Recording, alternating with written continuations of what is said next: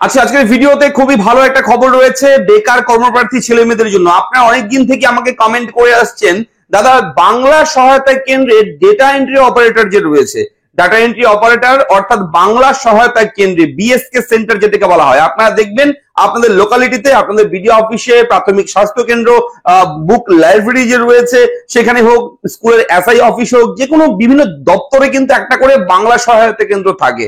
এবং 2020 সালে পশ্চিমবঙ্গ রাজ্য সরকার নিজ খরচায় কিন্তু এটা চালানো শুরু করেছিল, এবং সেটার জন্য অবশ্যই প্রচুর ছেলে মেয়ে রিক্রুট হয়েছে এবং প্রচুর ছেলে মেয়ে কিন্তু সেখান থেকে ভালো টাকা রোজগার করছে। অর্থাৎ একটা বেতন কাঠামো যে রয়েছে বাংলা সহায়তা কেন্দ্রে, সেটা কিন্তু খুব ভালো হ্যান্ডসাম রয়েছে।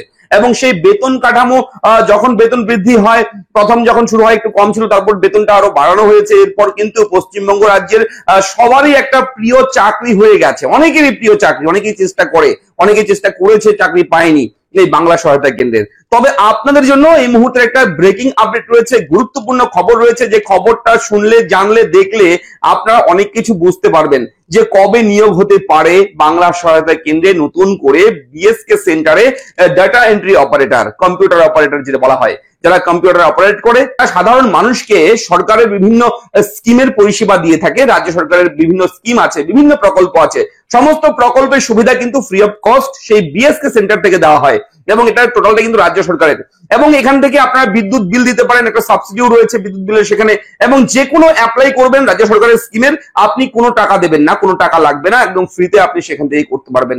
এত ভালো একটা পরিষেবা। তো বলে রাখি, এই ভিডিওটা অবশ্যই শুরু করছি, আমি থাকবো ভিডিওতে আপনার সঙ্গে শুভঙ্কর। আপনি দেখছেন আপনাদের প্রিয় ইউটিউব চ্যানেল এরা ফ্রেন্ড। চ্যানেলটাকে সাবস্ক্রাইব করুন, ভিডিওটাকে লাইক করবেন, একটু বেশি করে শেয়ার করবেন, যাতে করে এই আপডেটগুলো সবার কাছে পৌঁছায়। চলুন দেখে নেই আজকের এই মুহূর্তের বাংলা সহায়তা কেন্দ্রের কি খবর রয়েছে। বাংলা সহায়তা কেন্দ্রের প্রচারে রাজ্য জুড়ে কর্মসূচি। সরকারের কোনো জনকল্যাণমূলক প্রকল্পের সুবিধা পেতে অনলাইনে আবেদনই হোক বা বিদ্যুৎ বিল জমা, নানা প্রয়োজনীয় কাজ করা যায় বাংলা সহায়তা কেন্দ্র থেকে, আপনারা সবাই জানেন।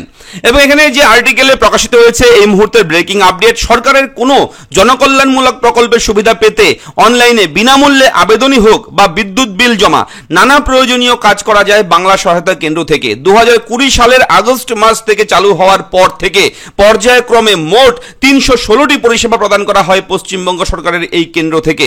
তবে রাজ্যের এই পরিষেবা সম্পর্কে মানুষকে আরো সচেতন করা দরকার বলে মনে করছেন মুখ্যমন্ত্রী মমতা বন্দ্যোপাধ্যায়। গত সপ্তাহে উত্তরবঙ্গের প্রশাসনিক বৈঠক থেকেই তিনি এই মনোভাব স্পষ্ট করে দিয়েছিলেন। তার ওই নির্দেশের পর নড়ে চড়ে বসে নবান্ন।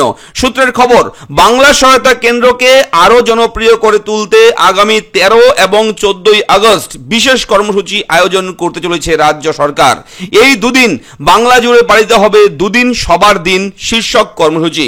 প্রতিটি পঞ্চায়েত এবং পুরসভার প্রতিনিধি থেকে শুরু করে সাধারণ মানুষকে এক জায়গায় নিয়ে এসে প্রচার চালানো হবে। কিন্তু 13 এবং 14 আগস্টকে কেন বেছে নেওয়া হলো? রাজ্য প্রশাসন সূত্রে খবর, প্রতি বছর 15 আগস্ট বাংলা সহায়তা কেন্দ্রের ডেটা এন্ট্রি অপারেটরদের ভালো কাজের স্বীকৃতি দেওয়া হয়। সেই কারণে তার আগের দুদিন এই বিশেষ প্রচার অভিযান চললে তার একটা বাড়তি প্রভাব পড়বে বলে মনে করছে সংশ্লিষ্ট কর্তারা।